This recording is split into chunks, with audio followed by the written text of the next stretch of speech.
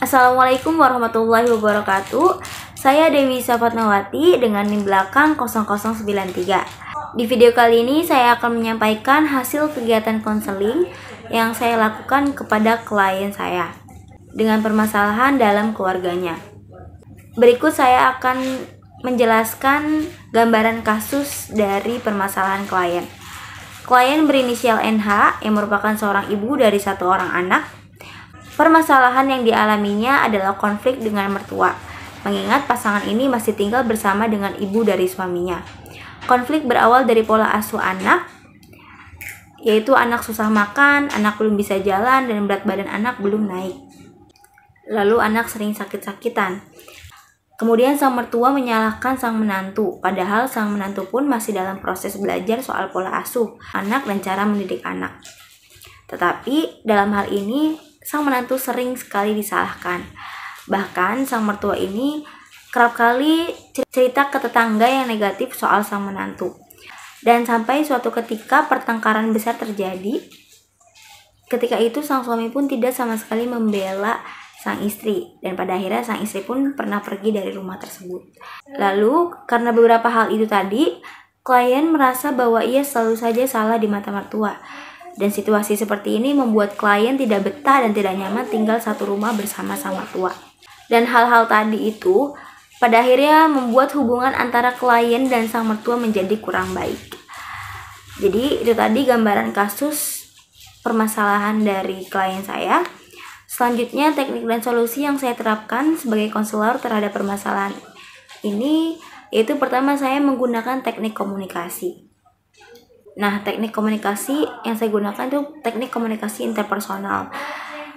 Teknik ini saya terapkan karena menurut saya teknik ini efektif untuk dapat membantu anggota keluarga dalam saling memahami dan menyampaikan perasaan dengan jelas. Jadi sebenarnya berawal dari klien saya yang memiliki permasalahan dalam keluarganya, ia datang konsultasi ke saya untuk melakukan konseling. Lalu saya lanjutkan menjadi konseling keluarga. Karena di dalam tahapan konseling ini juga saya menerapkan teknik mediasi, di mana saya mengumpulkan 3 orang yang bersangkutan dalam keluarga ini, yaitu konseli saya, si mertua, dan suami dari konseli.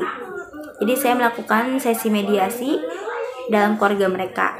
Jadi kegiatan ini yang berawal dari konseling individual saja berlanjut menjadi konseling keluarga.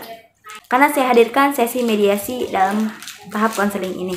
Nah, di situ saya lakukan mediasi antara mereka untuk membantu mereka menemukan solusi yang adil dan mengelola konflik secara konstruktif. Nah, tentunya dalam sesi mediasi tersebut, saya juga memberikan teknik pemecahan masalah serta teknik manajemen emosi di antara mereka. Saya membantu mereka untuk memahami satu sama lain perasaan emosional yang mereka rasakan. Kemudian saya membantu mereka dalam saling memahami satu sama lain.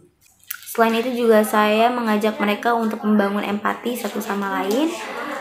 Dan tentunya seluruh teknik dan solusi yang saya terapkan, saya sesuaikan dengan kondisi dan kebutuhan para pihak terkait.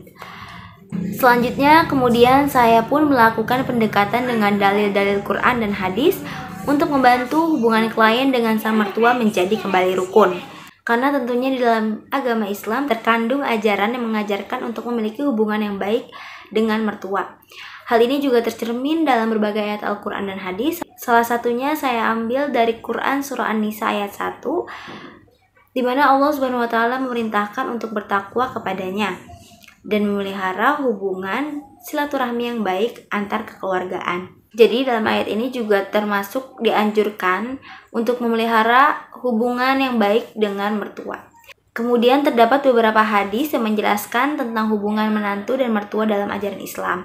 Nah, pendekatan dari beberapa hadis ini juga yang saya berikan dalam sesi konseling keluarga dengan klien-klien saya. Salah satunya adalah hadis yang menyatakan bahwa seorang istri itu sebenarnya tidak wajib berbakti kepada mertua, tetapi disunahkan dan bagian dari kebaikan. Hadis ini dikutip oleh Syekh Mustafa Al-Adawi.